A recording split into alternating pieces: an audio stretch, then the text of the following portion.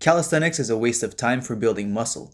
There is no good option for progressive overload, and all calisthenics guys are small. You might have heard people in the fitness community say something like that before. Or maybe you've heard the opposite point of view, where people say things like calisthenics is the best way to build a muscular physique while staying shredded. These are the two most common opposing points of views that people have on calisthenics. So which one is right? Well, the fact of the matter is, guys, they're both wrong. It's the yellow Diablo, cooler than gelatos. Slide into that bitch and show her how to sing legato. Chefing waffles like. Let's start with the idea that calisthenics is no good for building muscle due to the fact that progressive overload is difficult to apply. People that don't know so much about calisthenics tend to think that once they get good at push-ups and pull-ups, there's nothing left to do. This is because they have a poor understanding of what progressive overload entails, and they aren't aware of all the different progressions that exist in calisthenics. Adding weight to a bar isn't the only way to apply progressive overload. Let's take the push-up as an example. Once you're good at regular push-ups, you can start doing decline push-ups. So you just switch to a harder variation of the push-up, thus applying progressive overload. From there, you work on those decline push-ups and start adding reps as you get stronger, which is also a way to apply progressive overload. Then you can move on to even harder variations like the archer push-up. So that's progressive overload again. Then you add more reps to that to continue the progressive overload. After that, you can repeat the whole process again with one-arm push-ups this time. And guess what? When you're done with the regular one-arm push-ups, you can even combine variations and start doing decline archer push-ups or decline one-arm push-ups. Then add reps to those as well. I could do this all day, man. Stop playing with me. Guys, if anyone ever tells you that you can't build muscle with calisthenics because there's no good option for progressive overload, just send them this video and tell them to get their knowledge up. But wait, I ain't finished. You can't add weight to the bar in calisthenics, but you can add weight to yourself. One way to do so is by bulking. Anyone who's done calisthenics before will tell you that everything gets harder when you're at a heavier body weight.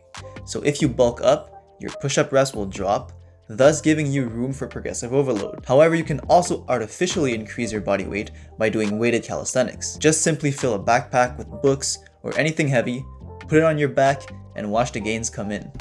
I hope you get the idea now of all the possibilities that there are in calisthenics. Now let's not get carried away though. What about the other point of view? Those that think that calisthenics is the best way to build an aesthetic physique by building muscle and keeping you shredded. Why are they wrong? After all, when you look at calisthenics athletes, they're all super lean, right? Well, not exactly. Most calisthenics athletes are shredded because it is advantageous in the sport. It allows them to perform advanced calisthenics skills more easily because being shredded means that you weigh less. But that doesn't mean that calisthenics is what made them shredded. Of course it helps, but diet is always the biggest factor in how lean you stay. As much as I am an advocate of calisthenics, I cannot pretend and say that it's the best way to build muscle. If your goal is purely about aesthetics, lifting weights is simply superior as it provides more efficient options for building muscle. And we can't deny that applying progressive overload is more simple with weights. So, if calisthenics isn't the best option for building muscle, why should you consider it at all? Let's go over it. Firstly, if for any reason you don't have access to a gym, calisthenics is a great alternative as it requires little to no equipment. It can be done at home, in the streets, at a park, and so on. The world is your gym.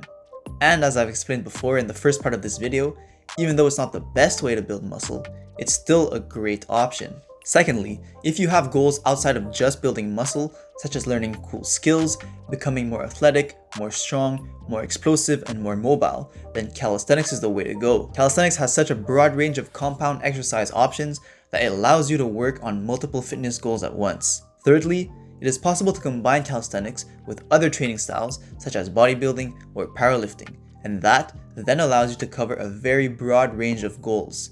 Although you should keep in mind that it isn't as efficient as focusing all your energy in one goal. So there you have it, guys. Hopefully this gave you a better insight on how to build muscle with calisthenics and whether or not you should choose it as a training style for that goal.